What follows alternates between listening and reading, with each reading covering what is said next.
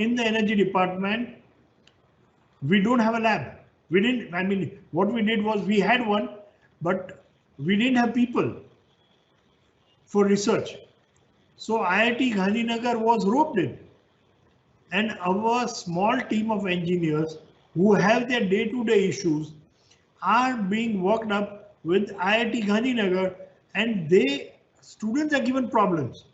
They try to please resolve this issue. So students work on the problems. I'm not saying every time they're successful, but after 10 problems they work at, 2 or 3 problems they get successful, then the industries are told to join hands, a technical bid comes out, and the industry manufactures their product, and we successfully put it in the market. Example, transformers.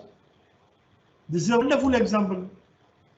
So something of that has to be done by every university, or every university who wants to get involved in this. Say, I would say, I don't know, you might be having 75, 80 institutions in it, but all 80 institutions might not be the best in this line. On the first select 10, push those 10 up.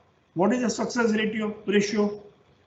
And that budget have to be given, and education department has to convince the finance department, and there are people like us in the administration who back you through, work it out.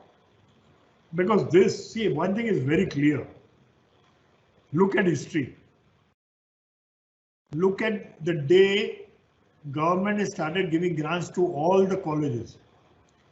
Look at the total salaries of all state government are paid by the government. So the focus is only on administration expenses.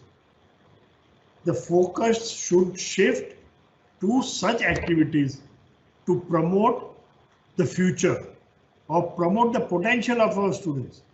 You'll all agree that Indians are the best. Say today, if you look at international top 20 companies in technology, or top 20, 30, 50 companies the world over, how many of them are being headed by Indians? Many of these Indians have worked in our colleges.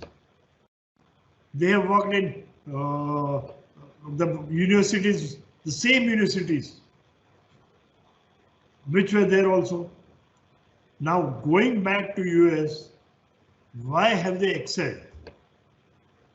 They have excelled because they have been given opportunities by those universities and by industries over there. And today they are leading the organization.